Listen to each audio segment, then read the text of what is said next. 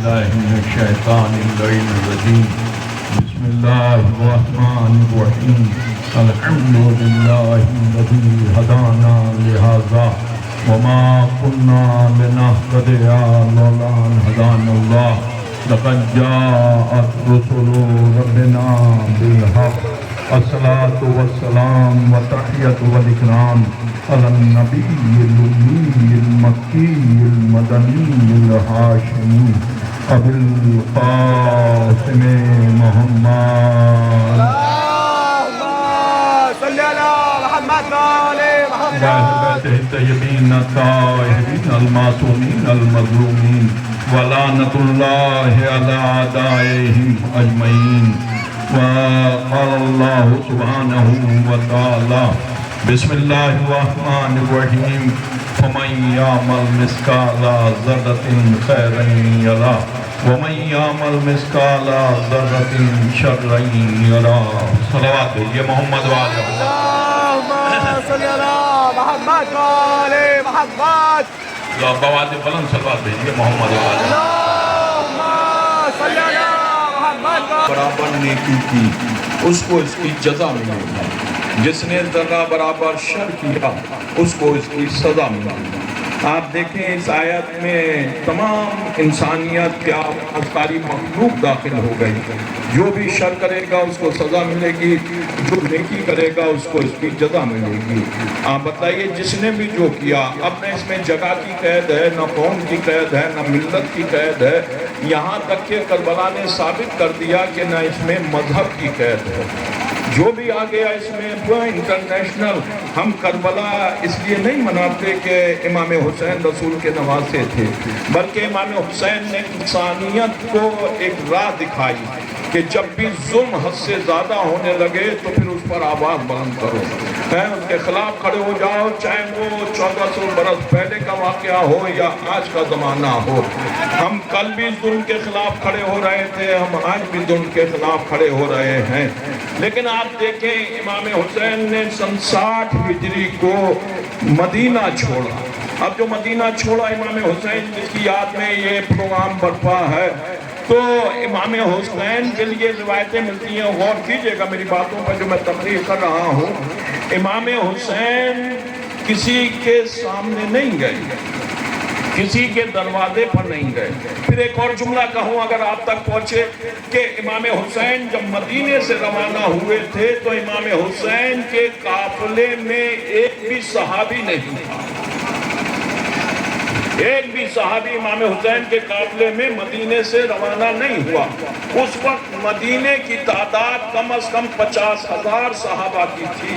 مدینہ منورہ شہر کہلاتا تھا، یوں تو نام ہی مدینہ ہے، اور مدینے کے معنی عربی میں عزیز و شہر کے ہیں. 50,000 کی آبادی والا شہر تھا مدینہ. سارے کے سارے صحابہ اکرام تھے اور ان سے بہتر امام حسین کو کوئی نہیں جانتا تھا. آج ہمارے یہاں امت مسلمہ ایک بات بلند کرتی ہے جس میں ہم لوگ بھی شامل ہو جاتے ہیں، اور غلط فہمی اتنی پھیلا دی گئی ہے کہ ہمارے یہاں بھی لوگ ویسے ہی کہنے لگے. جیسے کہ کہا جاتا ہے کہ کوفیوں نے دغا کی، کوفیوں نے دھوکہ دیا، کوفیوں نے غداری کی. یہ سب باتیں کیوں آئیں سب کے سامنے کہ کوفیوں نے غداری کی؟ تو کیا اگر کوفیوں نے غداری کی تو کیا مدینے والوں نے وفاداری کی تھی؟ یہ مدینے والے کا وفادار تھے. کیا مکے والوں نے امام حسین کے ساتھ وفاداری کی؟ بھئی کوفے والوں نے نہیں دیکھا تھا کہ امام حسین زبان رسالت چوس رہے تھے، لیکن مدینے والوں نے دیکھا تھا. کوفے والوں نے نہیں دیکھا تھا کہ امام حسین دوش رسالت پر بیٹھے ہوئے ہیں، لیکن مدینے والے دیکھ رہے تھے. کوفے والوں نے نہیں دیکھا تھا کہ در حسین پر جا کر کے رسول سلام کر رہے ہیں، لیکن مدینے والے دیکھ رہے تھے. آپ دیکھیں کوفے والوں نے نہیں دیکھا تھا کہ عالم سجدہ میں امام حسین پشت رسالت پر بیٹھے ہوئے ہیں، لیکن مدینے والے دیکھ رہے تھے. جتنے بھی اقوالات تھے وہ مدینے والے سن رہے تھے، صفات امام حسین دیکھ بھی رہے تھے. یہ سارے صفات کے حامل ہونے کے باوجود اور دیکھنے کے باوجود ایک مدینے والا بھی امام حسین کے ساتھ کربلا کے سفر پر نہیں نکلا. آج سارے عالم میں ہمارے یہاں بھی مجلسوں میں پڑھا جا رہا ہے اور ہر رپورٹر اسی بات کو نقل کر رہا ہے کہ دیکھو ایک ملک پر زیادتی ہو رہی ہے اور صرف ایک ملک بول رہا ہے، یہ 56 ملک خاموش بیٹھے ہوئے ہیں۔ اما جن کے بزرگ کل حسین کے لیے باہر نہیں آ سکے، ان کی اولاد باہر کیا آئے گی؟ جو کل آل محمد کے وفادار نہیں ہو سکے، وہ امت کے وفادار کیا ہوں گے؟ آپ دیکھیے کیوں نہیں نکل رہے ہیں؟ یہ 56 لوگ اپنے گھروں میں بیٹھے ہوئے ہیں، سب نمازیں پڑھ رہے ہیں، سب روزے رکھ رہے ہیں، آپ دیکھیں جمعہ بھی پابندی سے پڑھ رہے ہیں، تکبیروں کی صدائیں بلند کر رہے ہیں، بڑی بڑی داڑیاں بھی لٹکائے ہوئے گھوم رہے ہیں۔ بتائیں یہ مجمع مجھے، کیا یہ لوگ اس زمانے والوں بتاؤ کیا یہ جنت پہ چلے جائیں گے؟ یہ 56 ملک موجود ہیں، کوئی بول رہا ہے، کوئی آگے آ رہا ہے، کوئی بول رہا ہے یہ چاہیں گے، تو اس کا مطلب یہ ہے کہ عزیزو تنہا نماز جنت میں نہیں پہنچائے گی، تنہا روزہ صرف جنت میں نہیں پہنچائے گا، تنہا زکوٰۃ جنت میں نہیں پہنچائے گی، جب تک کہ مظلوم کے ساتھ کھڑے نہیں ہوگے، کھڑے نہیں ہوگے۔ اچھا یہ آ کیوں نہیں رہے باہر؟ آپ بتا دو مجھے، ہر جگہ کا مجمع موجود ہے، ہر جگہ فرد موجود ہے، یہ کیوں باہر نہیں نکل رہے ہیں؟ کہ یہ انہوں نے لا الہ الا اللہ نہیں کہا، یا محمد رسول اللہ نہیں کہا، کیا انہیں درس اسلام نہیں دیا گیا؟ بس ایک وجہ ہے، ان 56 ملکوں میں محبت اہل بیت نہیں ہے، ذکر اہل بیت نہیں ہے۔ میری ماں بہنیں سن رہی ہیں، میں آپ کے درمیان بول رہا ہوں، آپ دیکھیں ان میں ذکر اہل بیت نہیں ہے۔ یہ فرش عزا کی دین ہے جو آج ایک ملک والے آگے آ کر کے بول رہے ہیں، ان میں نماز بھی ہے، روزہ بھی ہے، حج بھی ہے، زکوٰۃ بھی ہے، خمس بھی ہے، سارے صفات ہیں یہ، لیکن 56 ملک اس کے باوجود مسجدوں میں بیٹھے رہ گئے۔ جو فرش عزا تک آنے والا تھا وہی میدان میں آیا ہے۔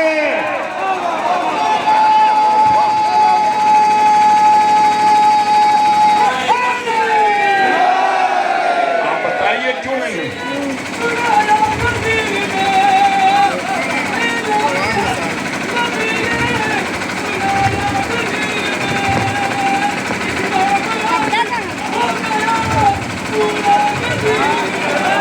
جزاک اللہ، جزاک اللہ، جزاک اللہ، سبحان اللہ۔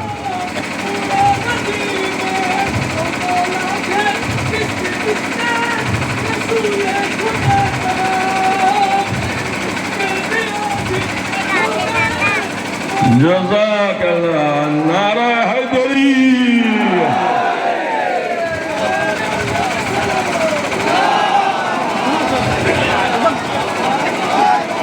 ایک آگے نہیں آیا، آپ بتائیے کیوں نہیں آ رہے ہیں؟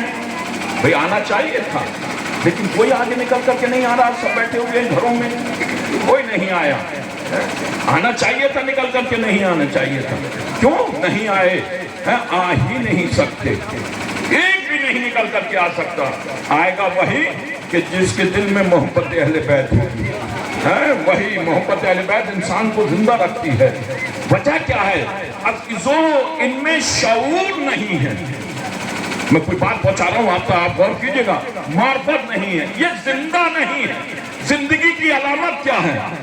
زندگی کی علامت کھانا نہیں ہے، زندگی کی علامت بولنا نہیں ہے، زندگی کی علامت چلنا پھرنا نہیں ہے، کوئی یہ سوچے چلنا پھرنا۔ زندگی کی علامت سننا نہیں ہے، زندگی کی علامت ہے شعور کا پیدا ہونا۔ اگر شعور ہے، سلیقہ ہے، تب تو زندہ ہے، اور اگر شعور نہیں ہے تو پھر زندہ نہیں ہے۔ یہ سب چلتی پھرتی لاشیں ہیں، آپ دیکھیں چلتی پھرتی لاشیں ہیں، یہ آ ہی نہیں سکتے سامنے۔ اب میں آپ کے درمیان ایک بات کر رہا ہوں، آپ نے دیکھا عزیزو کہ جتنے لوگ بھی ہیں کیوں نہیں آ رہے ہیں؟ کیوں نہیں آ رہے ہیں؟ پوری تاریخ اسلام آپ دیکھیے نہیں چھوڑا، صرف امام حسین نکلے مدینہ منورہ سے، اور کیوں نہیں نکلا؟ کبھی آپ نے غور کیا؟ بے شمار مجلسیں آپ نے سنی ہیں، بے شمار تقریریں سنی ہیں، آپ بتائیے کیوں نہیں نکلا؟ صرف حسین نکلے۔ نکلے گا وہی عزیزو کہ جو زندہ ہوگا، اور زندہ وہی ہوتا ہے جو حلال زادہ ہوتا ہے۔ میں آپ کے درمیان پڑھ رہا ہوں، آپ غور کیجئے گا عزیزو، آپ بتائیے کتنی जितनी जंगें हुई इस्लाम की तकरीबन 80 उलमा इकराम तशरीफ फरमा है, 80 जंगें हैं।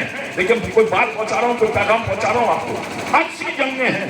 80 जंगों में मुझे इतना बताओ, जो लड़ने जाते थे मुसलमान, उनमें से रजस कितने पढ़ते थे? आप बताइए, पढ़े लिखे लोग हैं, रजस कितने पढ़ा करते थे? बताएं उलमाए किराम, शौराए किराम। अभी आप देखिए आलमपुर की अंजुमन है, माशाल्लाह बहुत अच्छी अंजुमन है, और जो अंजुमन आई हैं, जो मेम्बरान आए हैं, सब अच्छी नौखानी करते हैं। आप बताइए, मुझे बताएं, आप पढ़े लिखे लोग हैं, रजस कितने पढ़ते? रजस समझे आप लोग? रजस किसे कहते हैं? रजस समझे आप? रजस किसे कहते हैं? रजस कहते हैं कि जब लोग जाया करते थे लड़ने के लिए, तो जो बहादुर सिपाही होते थे लड़ने के लिए जाते थे, उनके हाथ में तलवार होती थी, और वो जा करके मैं दुश्मन के सामने कहते थे, मैं ये हूँ, मेरा बाप ये है, मेरा दादा ये है, मेरा परदादा ये है, मैं इस तरीके से लड़ने वाला हूँ, मेरे नफ्स में इस तरीके से तलवार चलाई जाती थी। ये रजस है। 80 जंगें हैं। 80 जंगों में आप मुझे बतलाइए, रजस पढ़ने वाले कितने हैं? कितने लड़ने वाले? आप सुनिए, आपने बहुत सुना है, रजस कितने पढ़ते थे? कितने लोग रजस पढ़ा करते थे? एक का बता दो। सब जंगे छोड़ो भाई, देखिए आप, जंगे खैबर है, तकरीबन सब लोग गए 39 दिन, सभी गए, अग्यार गए। जाने के बाद कभी आकर के ये कह दिया कि घोड़ा भाग आया, कभी का लश्कर भाग आया, कभी लश्कर ने कहा सरदार भाग आया। कोई भी भागा हो, भागे तो सब है। अब कहूँ जुमला अजीज, भाग आए, एक नहीं गया लड़ने। घरों में बैठे मीटिंगें कर रहे हैं, मैं न्यूज बता रहे हैं, और शक किस पर कर रहे हैं? जो लड़ रहा है उस पर तोहमत लगा रहे हैं। ये क्या खाक लड़ेंगे? जिनके बुजुर्ग खैबर में ना टिक सके, वो यहाँ क्या लड़ेंगे? मैं नाम नहीं ले रहा हूँ। इसीलिए वादे कर दिया जीदो, हमारे कायद ने वादे किया है, हम पर हमला करने से पहले 100 बार करबला और खैबर को पढ़ लेना, पढ़ लेना, हम पर हमला करने से पहले। तो ये क्यों नहीं गए? एक बताओ, किसी ने रजस पढ़ा? नाम बताओ किसी एक का। सब गए थे, पढ़ा किसी ने रजस? रजस का मतलब समझ गए ना? जो बताए, ये जो शजरा आपके दरमियान है, शजरा जिसे कहते हैं, आपके अलावा कौन लिखता है? आपके अलावा ला इलाहा इल्लल्लाह मुहम्मदुर रसूलुल्लाह, बस लिमिट। शजरा वही लिखेगा जिसके यहाँ अलियन वलीउल्लाह होगा। मैं बात बोल के बात कर रहा हूँ अजीजों। तो किसी ने पढ़ा रजस? अब फिर बात कर रहा हूँ, देखिए जंगे खैबर को बता रहा हूँ मौजूद। जबकि सिफीन में बताओ दोनों तरफ मुसलमान थे भाई, इधर भी मुसलमान उधर भी मुसलमान। तो बताओ किधर वालों ने रजस पढ़ा? किधर वालों ने रजस पढ़ा? फिर छोड़िए बात, जमन में भी दोनों थे, घर की थी, लेकिन उससे भी रजस ना पढ़ा गया। मैदान में तो जरूर आ गई, लेकिन रजस नहीं पढ़ा गया। किसे? रजस हमेशा हैदरी वाले पढ़ते। अब बताओ खैबर में रजस किसने पढ़ा? मुझे बता दो, किसने पढ़ा? 39 दिन तो अख्तियार गए। गौर से सुनिएगा, देखिए मुकाबले में मरहब आया, मरहब ने आने के बाद रजस पढ़ा। मुखालिफ था, दुश्मन था, अली के मुकाबले में आया, आकर के उसने रजस पढ़ा। लेकिन उसके बावजूद भी मरहब ने अपनी माँ का तो नाम बताया, बाप का नाम नहीं बतलाया। एक बात का तो फैसला एक यहूदी मरहब कर गया कि अली के मुकाबले में वही जाएगा जिसकी माँ का पता होगा।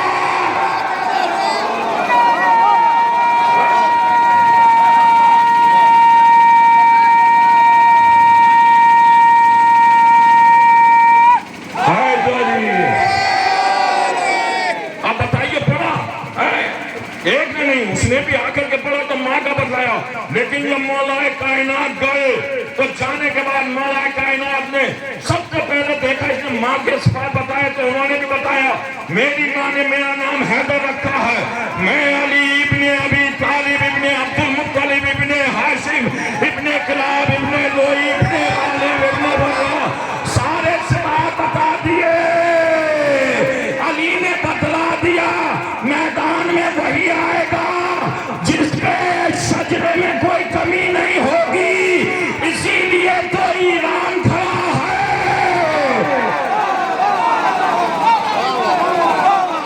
भाई ये कोई है? और फिर शजर बर्बाद खत्म कर रहा हूँ। यूं तो तबर का मतलब है इमाम हुसैन ने भी करबला के लिए लश्कर जमा नहीं किया। इमाम हुसैन किसी सहाबी के दरवाजे पर नहीं गए, इमाम हुसैन ने किसी का दरवाजा नहीं खटखटाया। मुख्तसर से लोग किस लिए लिए थे? आप देखें इतनी ज्यादा क्यों नहीं लेकर चले हैं? तबीर मौजूद है, वक्त नहीं है, लेकिन मुख्तसर आप देखें इस घर के से बुजुर्गों ने सजा नजा है, रजब नहीं पड़ा है, बच्चों ने भी पढ़ा है। आप करबला में देखें इमाम हुसैन ने रजब पढ़ा, आप करबला में देखें हजरत अब्बास ने रजब पढ़ा, आप करबला में देखें जनाब अली अकबर का रजब मिलेगा। और उसके बाद आप देखें कासिम 13 बरस का है लेकिन रजब पढ़ रहा है।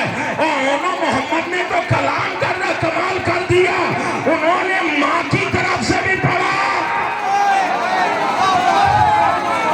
बाप की तरफ से। और रजब सिर्फ मैदान ही में नहीं, आप देखें जहां जहां वक्त पड़ा। आप देखें करबला के बाद सैयद सज्जाद कूफे में, जो जानता है वो जानता है, जो नहीं जानता वो हमें पहचान ले। हम अली इब्न हुसैन इब्न अब्दुल मुत्तलिब इब्न मुत्तलिब इब्न लोई इब्न गालिब पढ़ा। और जनाबे ज़ैनब, मेरी माँ बहनों सुन रही है, जनाबे ज़ैनब ने तो जाकर के चेहरे पर पड़ी हुई बनी उमैया के चेहरे पर शाही नकाब को उतार दिया। जब से यजीद शतरंज की बाजी में लगा हुआ था, मैं खत्म कर रहा हूँ, अब जो लगा हुआ था, बहुत देर के बाद फरागत हासिल की तो पूछा कौन है? कहा ये बड़ा एक ने हमारे ऊपर फुरूज किया, हमने घेर कर करबला में मार दिया, ये उसकी बीवियां हैं, उन्हें असीर करके लाए हैं, ये बनी हाशिम हैं। तो यजीद बड़े कुर्रे से बोला, काश बदरो हद वाले होते, वो हमें देखते, हमने अपनी हाशिम से बदला लिया। पर ये सुनना था वो ज़ैनब जो शर्म हया का मुजस्समा थी, जिसके चेहरे पर बाल पड़े हुए थे, जो एक रस्सी में बंधी हुई थी, बात कहती है हल्का तोड़कर ज़ैनब यजीद के सामने आ गई और आकर के कहा, ओ हमारी आजाद करदा गुलामों की औलाद, हमसे बदला क्या लोगे? इसीलिए इमाम हुसैन अजीज़ों सहाबा को लेकर नहीं गए मदीने से, सिर्फ खानदान बनी हाशिम को लेकर।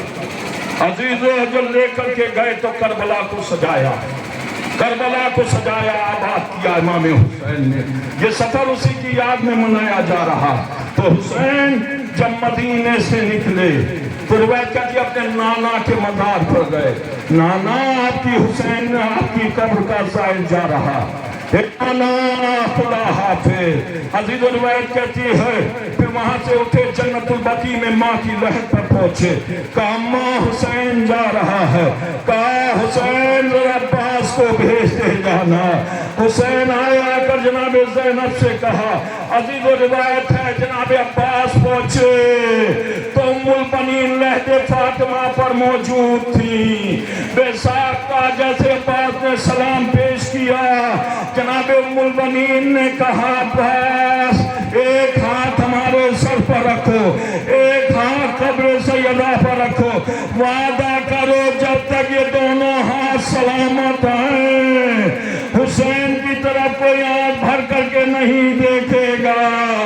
अब्बास ने वादा किया, लेकिन हाँ जब अब्बास करबला में जाने लगे तो जनाब ज़ैनब ने कहा ए बीबियों, हम अपना वादा वापस ले रहे हैं, जिसके ऊपर वादा किया था वो अब्बास रुखसत हो रहा है।